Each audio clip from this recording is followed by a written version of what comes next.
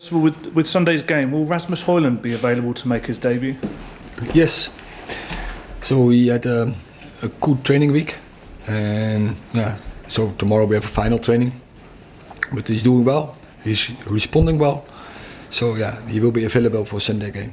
We've seen Altay Binder arrive. Will he be eligible to be involved on Sunday? And will anyone else potentially arrive and be available? He will be in the squad as well. Yeah. Altay, so happy. Now we have the keeper group. Again, is fully there. We covered every position, so I think we have a very good keeper group with the arrival of Altay. Is there a chance of anyone else signing in time to play on Sunday? What do you mean? Is there any? Obviously, United are looking at some other options. Is there a chance any of them will be signed in time to play on Sunday? Potentially, yes. Potentially, yes. Could be, but then we have to request it by now. Does that mean Reguilon? Is he here? He is here. He trained. So he will be available for Sunday as well. Yes. Right. Okay. Just in terms of we're told about Amrabat and the midfield option that's moving close. Will that give you the squad that you know want? that? Well, I mean, people in Florence seem to think that's true. Oh yeah, but there's so many rumours. But it's nice, It's. But is that, if you got that position sorted, would that give you the squad that you want? I think yes, we have done good business. We constructed a strong squad, and we are ready to go into the fight. And does that also mean that we've spoken a lot about Harry, Scott McTominay's been mentioned a lot. Does that mean they are here, they are part of the squad, they have an important role to play? Yes, if you see the shadow, and it's tough, it's really condensed. When you see last season, World Cup, crazy season, the season takes longer.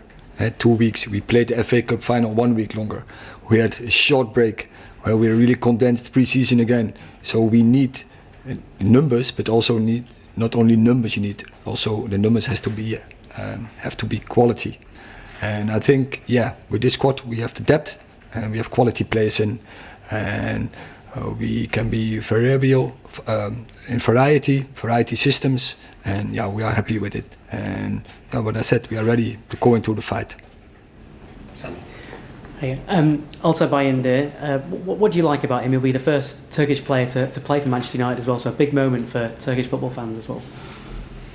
Yeah, we followed him, we scouted him very intense, and we think he has the skills that he fit in Man United, fit in English football, that he has the skills. So we are really glad that we signed him, and we are confident that he will make a lot of progress in the coming period, the coming years, and he will be a huge contribution to our game. And you mentioned Sergio Reguilon has trained with the club. What qualities will he bring in that position? Is he up to being thrown straight in and replacing at full-back immediately?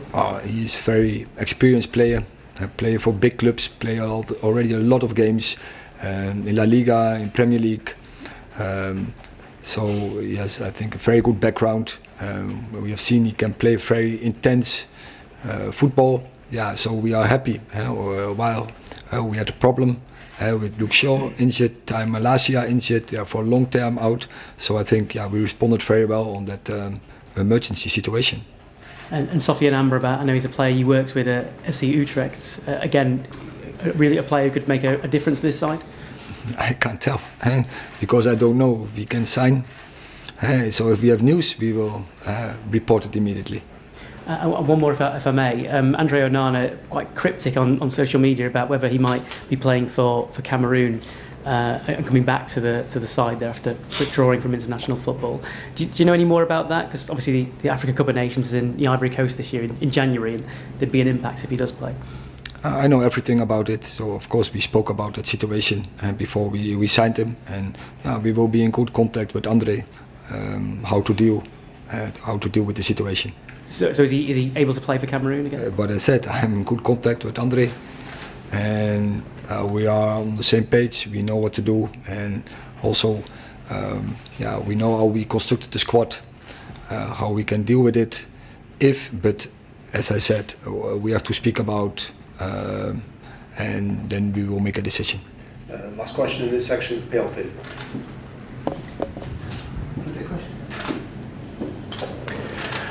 Hi Eric. Historically, games between Arsenal and Manchester United have been big games. What are you expecting from Mikel Arteta's side, and what have you made of what they've done to their squad this season? It's one of the biggest games in the Premier League, and how we're really looking forward, of course, that fight, and really always interesting games, intense games. I think is very two teams who really play offensive football. The right intentions, I would say. The audience is always the big winner of that game. So really looking forward to have that game. And just finally, the Champions League draw. What have you made of your group? And if you do get the additions that are hopeful for today, have you got the depth of squad to tackle 4 competitions?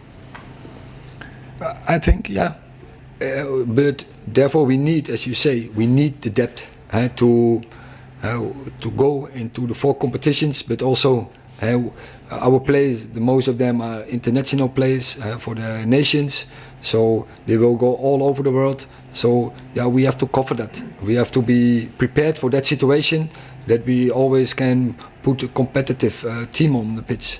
There's a lot of expectation. It's quickly. Just one final question, if I may. For this section? Yeah. There's a lot of expectation on Rasmus Hojlund.